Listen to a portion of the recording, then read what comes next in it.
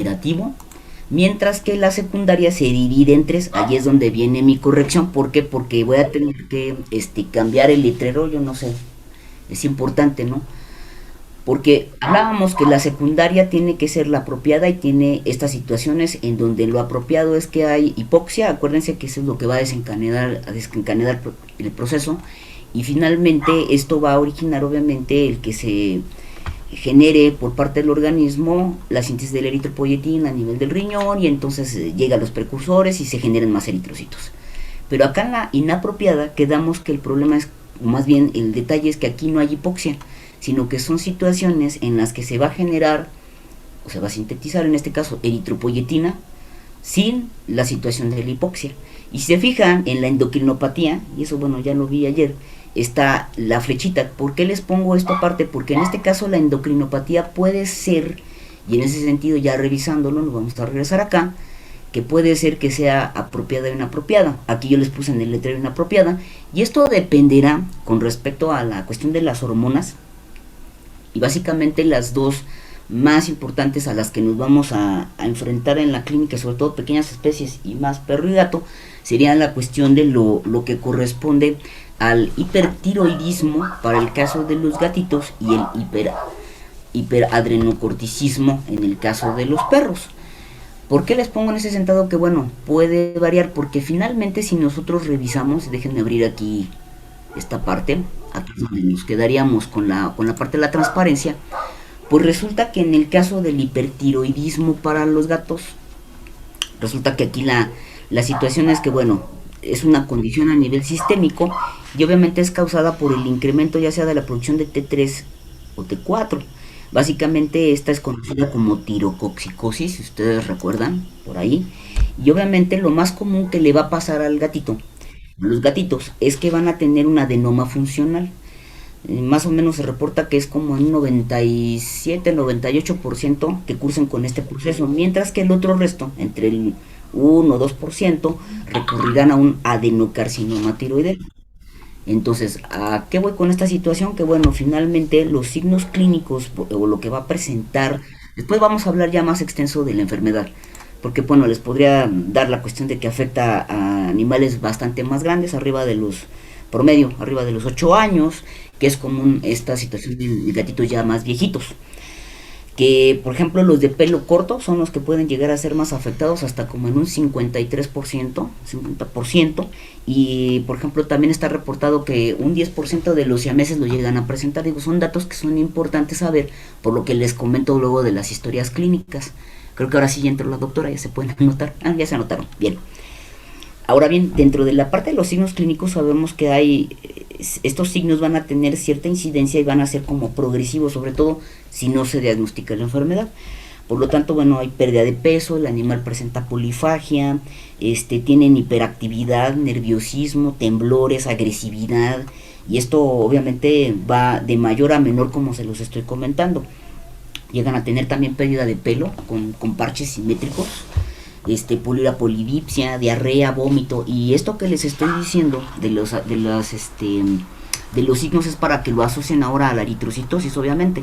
Ya nada más me faltaría, por ejemplo, comentar dentro de los signos que también llegan a tener debilidad y letargio, y en este caso hasta pueden llegar a tener ataxia, y en algunas ocasiones una cosa que es el verlos con ventroflexión, y esto es porque si recuerdan un poquito, tanto en la diarrea, en el vómito y al no comer, el gatito, perdón, va a tener deficiencia de tiamina, y esto trae como consecuencia esta ventroflexión, como que sumen el abdomen, ¿no?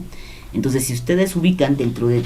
¿Por qué les doy la lista de los signos clínicos? Para que vean que entonces lo común es que estos pacientes pues presenten una eritrocitosis. Pero aquí, por un lado, hay deshidratación, pero por otro lado hay una demanda importante a nivel tisular, entonces sí puede llegar a cursar con ciertos estadios de hipoxia, ¿vale? ¿Alguna duda con respecto a esto, chicos?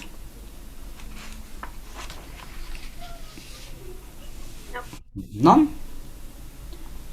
De hecho, se reporta, por ejemplo, que más o menos el 50% de los pacientes ya con la condición diagnosticada de hipertiroidismo pueden llegar a presentar esta eritrocitosis, pero no lo tomen así como que, usted dijo y todos no. Hay algunos que dependiendo del pues del inicio o tanto tiempo llevan enfermos de la progresión de la enfermedad y de la presentación de los signos clínicos, que igual a lo mejor no lo lleguen a presentar. No sé si se acuerdan que cuando yo les puse los casos clínicos, les comenté que algo que pueden ustedes también cotejar dentro de los resultados es que les reporten, por ejemplo, que haya macrocitos, es decir, en este caso una macrocitosis, es decir, que el BGM esté grande, el eritrocito, y por lo tanto el valor va a estar elevado. Y que también en este sentido, cuando esto se llega a activar, podemos llegar a encontrar también, por ejemplo, que el frotis nos reporte anisocitosis, obviamente, porque hay macrocitosis, policromasia, y que incluso reporten glóbulo rojo nucleado. Entonces, esto también pues se puede llegar a dar en estos casos, ¿vale? Pero no lo olviden. Y en el caso del cortisol, pues resulta que aquí, les digo, más va a afectar a la cuestión de los perritos. Y en ese sentido, en ese sentido, resulta que, bueno, manejan que la situación es que es una eritrocitosis y que sí tiene que ver también por una cuestión de falta de oxígeno, y que también puede ser por una afectación a nivel androgénico. Recuerden que aquí a veces a la lesión de la glándula, aquí se acuerdan que la adrenal tiene tres zonas, no sé si se acuerdan eso de la glándula adrenal. Entonces, dentro de esta parte, o dentro de estas capas que tiene, se maneja como lo que es la zona de la médula, parte de la retícula, la fascicular y la glomerulosa, ¿no? La cortical. Y entonces, entre estas tres zonas, esta parte de la hormona, pues obviamente tiene diferentes funciones. Y obviamente una de ellas, que es por ejemplo la reticular, es la que tiene precisamente los gonadocorticoides, y entonces puede llegar a tener también esta influencia, dependiendo de la lesión, ¿no?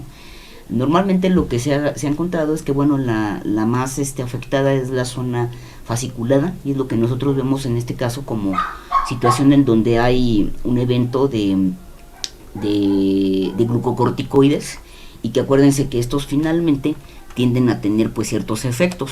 No sé si alguno de ustedes se acuerda que al tener estos glucocorticoides, ¿qué efecto tendrán directamente con respecto al metabolismo? ¿Alguien se acuerda?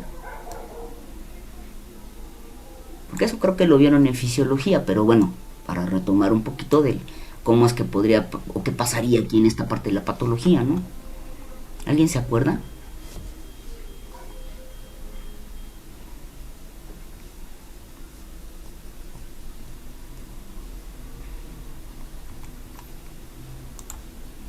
No, nadie.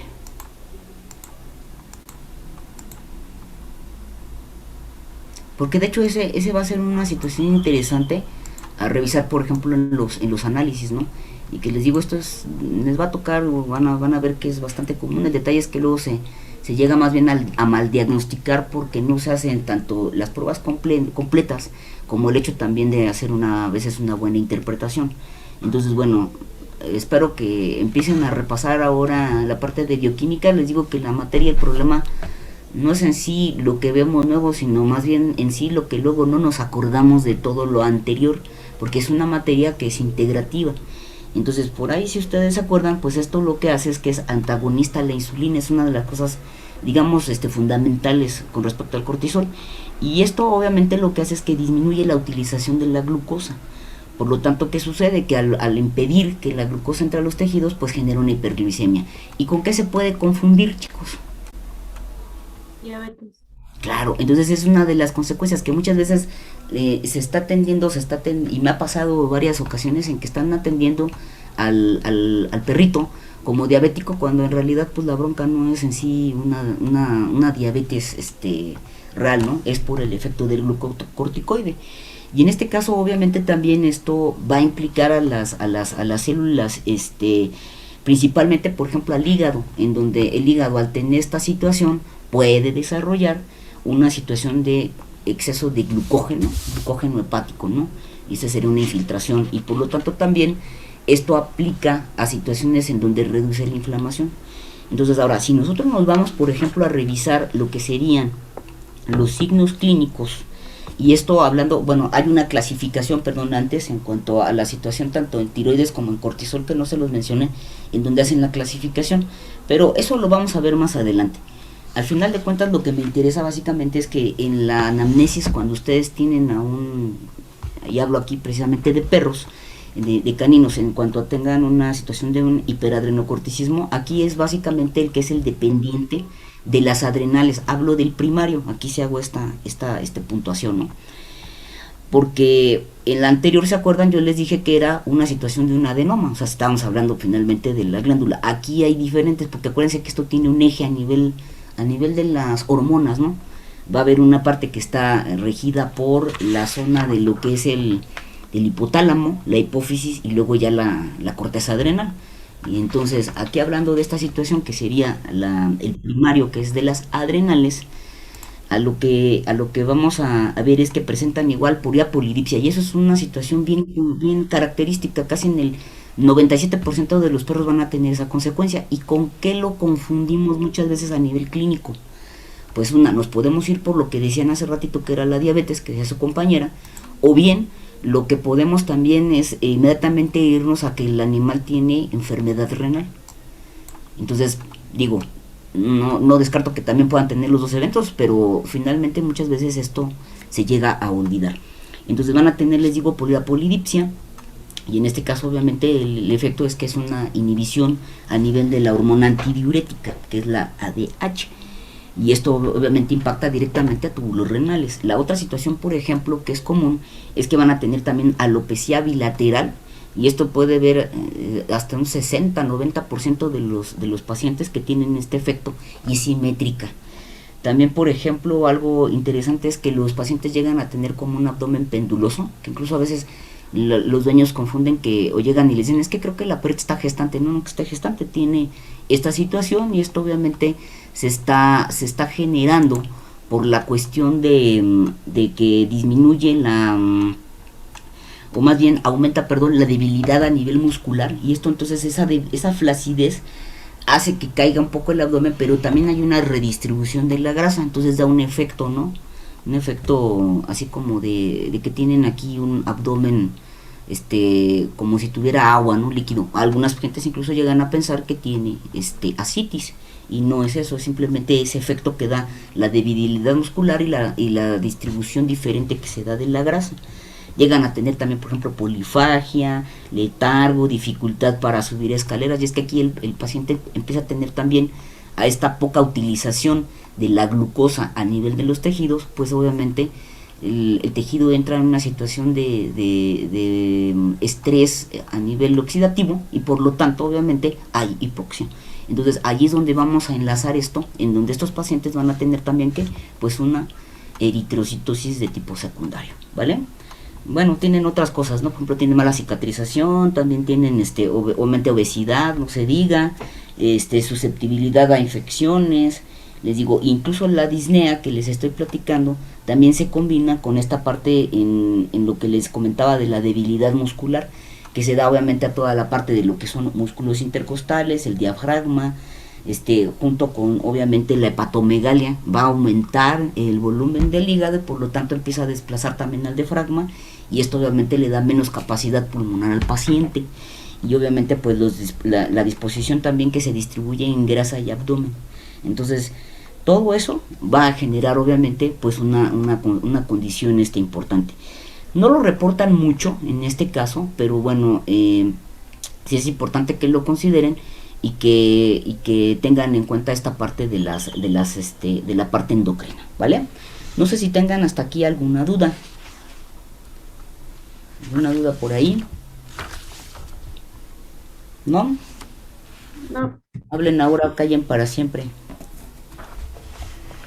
Perdón, cerré la cámara porque me está empezando ahora a decir que sí tengo fallas en la recepción, y empiezo a marear que sale el letrero. En un ratito la vuelvo a prender. Ok, entonces aquí básicamente ya en la presentación les coloqué este último cuadrito, en donde viene, por ejemplo, cómo podríamos hacer un diferencial, en donde, bueno, efectivamente yo les preguntaba, de hecho, el día martes, que qué más podíamos hacer como para poder diferenciarlas cuando tengo la duda de cuál es cuál. Y entonces a este nivel yo les diría que, por ejemplo, para la policitemia vera, aquí viene que, bueno, la presión de oxígeno es normal, aquí no tenemos situaciones de hipoxia. La eritropoyetina puede, de alguna manera, en algunas ocasiones sale baja, pero lo más importante, si ustedes recuerdan, es que este trastorno es un trastorno mieloproliferativo. Entonces, ¿qué tipo de prueba podríamos hacer aquí para diagnosticar qué es este proceso, chicos?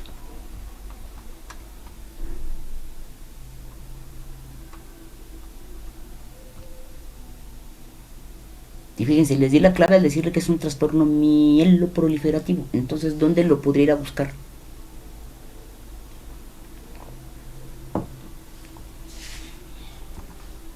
Médula ósea.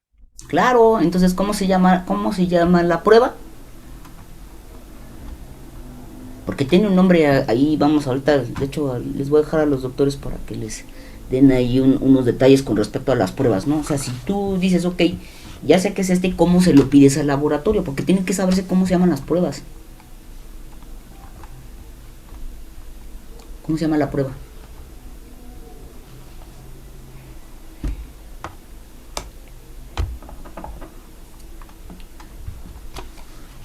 No, nadie. Pues acuérdense, les dije que se llama examen de médula ósea. Y vayan a ver sus apuntes. Así se llama, examen de médula ósea. ¿Vale? Bueno, en algunos creo que por ahí hace poco vi un resultado y lo voy a buscar para subírselos, que es un resultado que sería interesante que vieran. Y creo que también le ponen en algún momento ¿qué le pusieron? Citodiagnóstico de médula ósea, algo así. Lo voy a buscar y se lo voy a compartir, les digo, pero en realidad se llama examen de médula ósea. ¿Sí queda clara esta parte? ¿Sí? Sí. Ok.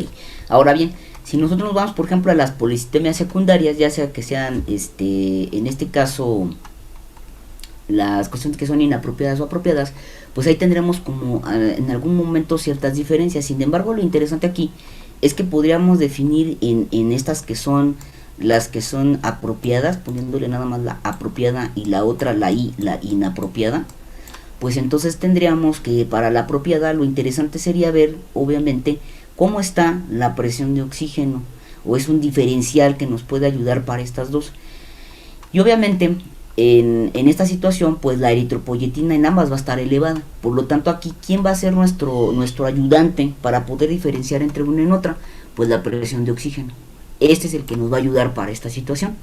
Y obviamente en el caso de la relativa, que era la transitoria, pues aquí no tengo problema, porque en realidad tenemos todo normal. Y por lo tanto, por eso es que les pongo aquí abajo que lo que tendría que hacer, sobre todo para estas, el hacer o el pedir una gasometría. Ahora, no sé si alguno de ustedes, que lo haya hecho un poquito para que participen, alguno de ustedes ha tomado esta muestra para gasometría o ha mandado a hacer una gasometría donde trabaja, o han visto cómo la toman ahí en sus lugares de trabajo. No, pero bueno, a mí me han dicho que les meten una como que aguja casi que toca hasta el hueso y que duele mucho. Es lo que yo sé. Ok, perfecto. A ver, ¿alguien más que quiera participar? Es decir, me refiero a si saben dónde la tomo, cuáles son los cuidados de la muestra, qué tiempo tiene de viabilidad, porque eso es importante. Vamos a medir gases, o sea que aquí hay que tener ciertos cuidados con la muestra, por eso les hago esta pregunta. Nadie lo ha hecho o lo han hecho en sus lugares de trabajo.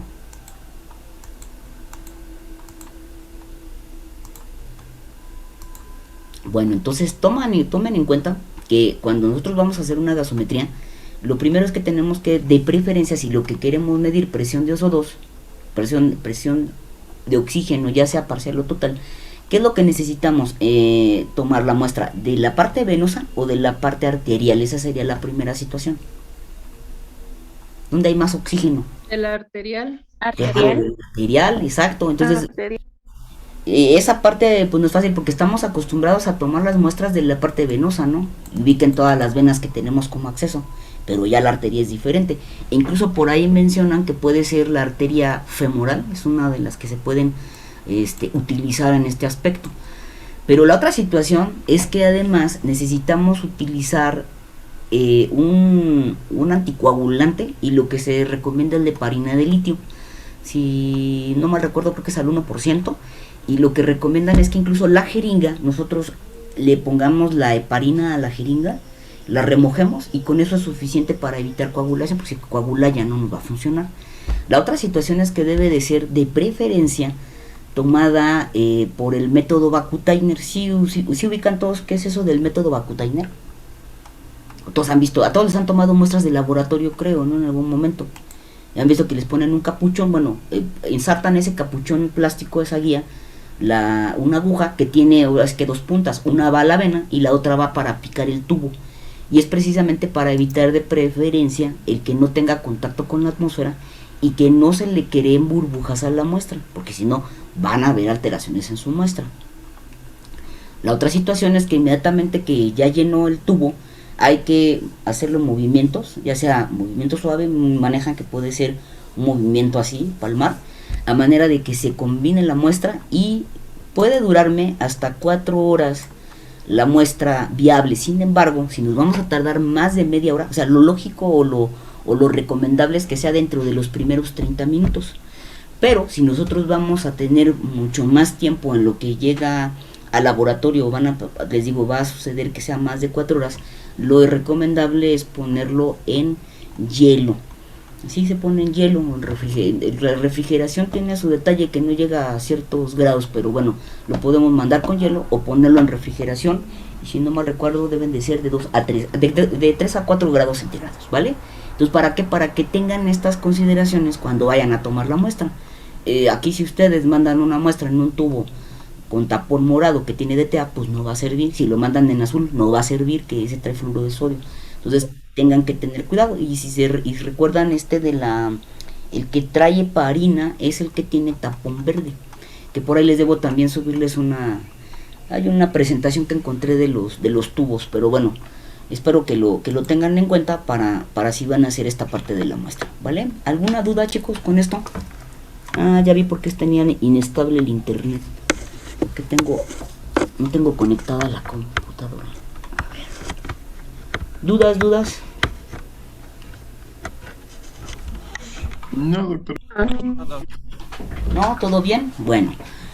Ok, ahora, yo necesito ya entrar directamente y necesitamos ya empezar a revisar leucos porque todavía de verdad que nos falta un montón, ¿eh? Yo no sé ustedes, pero a mí me empieza a entrar el tramafate que el otro día dice un compañero, uno de los compañeros profesores dice, pues ya voy a mitad del semestre y así como que, no, espérame, todavía no acabo hematología. Entonces, bueno, ¿por qué les comento esto? Porque, bueno, en la presentación yo bajé esta nada más para darles este detalle de la endocrinopatía, pero a partir de aquí que dice casos, que es un espacio que dejé, vienen casos, no sé si ya los vieron. Si alguien ya abrió o descargó la presentación, porque la subí tarde, pero sí ya la subí. Y bueno, ¿cuál es la idea de estos casos? Ya no me voy a detener a verlos. Lo que les pido encarecidamente es que lo revisen. Tienen de aquí hasta el lunes, para que el lunes en un ratitito, si alguien tiene alguna duda con respecto, fíjense, viene que va, obviamente revisen lo que ya vimos, revisen los resultados, revisen lo que viene de la morfología, los sólidos totales, no se les olvide, la respuesta por los reticulocitos, y traten de hacer el ejercicio de ponerle el diagnóstico de laboratorio. Es básicamente lo que más me atañe. Si pueden darle un diagnóstico clínico por lo que les dice aquí, junto con la reseña y lo poco que trae de signos clínicos, pues adelante. Vean también, por ejemplo, importante lo del tratamiento, ¿no? Porque luego ahí hay claves. Entonces vienen ahí, incluso yo le agregué después del caso clínico, les puse como un dato como de apoyo, ¿no? Para ver, acuérdense de esto. Entonces yo espero que estos lo revisen. De hecho, si se fijan, vamos 2, este es 3, 4, 5, 6. Por favor, lo que sí, nada más les hago una aclaración. En yo no sé en qué momento le pegué esta foto y aquí me equivoqué, porque yo lo que quería apoyar básicamente es que tenía hemólisis. Entonces, ¿cómo tendría que estar aquí el plasma? ¿Rojo? Exacto. ¿Y cómo se ve? Blanco. Blanco. Entonces, ¿qué tiene? Sí, se ve blanquecino, correcto. Entonces, ¿qué tiene? Turbio, si lo quieren decir así también. ¿Qué tiene? Ya lo vimos. Diagnóstico de laboratorio para el plasma. Lipemia, gracias, doctor. ¿Sale? Entonces, ahí me bajan un punto, yo ya luego me repongo. Entonces ahí nada más ese dato, porque van a decir, y bueno, ¿por qué puso esta foto? No, pues ahí esto es el error. Incluso este se los puse, yo sé que está en inglés y la doctora, si no le piden ayuda a la doctora que sabe mucho inglés, pero la idea un poquito es que checaran todas las situaciones en donde me puede dar una anemia por hemorragia. Y entonces lo único que sí les quiero como comentar, porque es un error que yo también en su momento cometía, es por ejemplo con este caso de chiquita. Vean, dice que tiene el paciente diarrea con sangre, vómito, pérdida de peso, anorexia, mucosas pálidas. Ya sé que tiene la anemia, eso ya me lo está diciendo desde la historia clínica. Lo está confirmando la mucosa pálida y me están diciendo que tiene la diarrea con sangre. Obviamente le dan el tratamiento y cuando yo me voy a los resultados, si yo hablo de que en este caso tiene la hemorragia, se acuerdan que tenemos que partir del hecho de si yo puedo detectar en los resultados si es una hemorragia aguda reciente o si es una hemorragia crónica. ¿Se acuerdan? Antes de cambiar los resultados, a ver quién quiere participar. ¿Qué sería con respecto a la hemorragia crónica? Porque es más fácil. ¿Qué tendría como resultado final? Porque generalmente eso siempre se les pasa y se los pregunto y no lo contestan, ¿no? ¿Cómo sería esa anemia?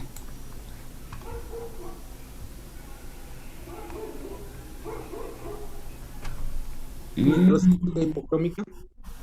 Sí, a ver, otra vez me repites, por favor, porque casi no alcanzo a escuchar. Microcítica hipocrómica. Ok, ¿y qué le falta a ese resultado de laboratorio? ¿Regenerativa o no regenerativa?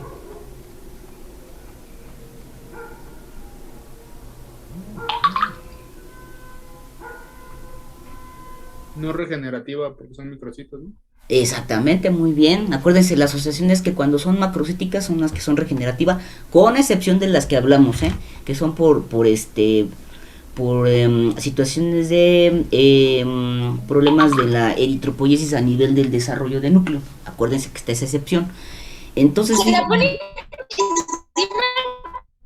ahí alguien se le abrió. Que va a caer todo. ¿Cómo la vas a agarrar? Alguien se está peleando por ahí. Cierren su micro, porfa. Gracias. No sé quién se estaba cayendo, pero bueno, espero que no se agrave. Y entonces fíjense, nosotros nos vamos al resultado y entonces yo esperaría. Ahora, ¿por qué les comentaba de la crónica? Porque la aguda, acuérdense que va a pasar por varios estadios que también lo platicamos, en donde va a tener un primer evento a las 0 horas que no haya anemia y así ya va evolucionando de las 24, 48 y 72. Entonces la idea de estos dos casos que puse al final es precisamente para que vean la diferencia. Si ustedes ven aquí, el paciente sí tiene anemia, pero incluso fíjense en los valores.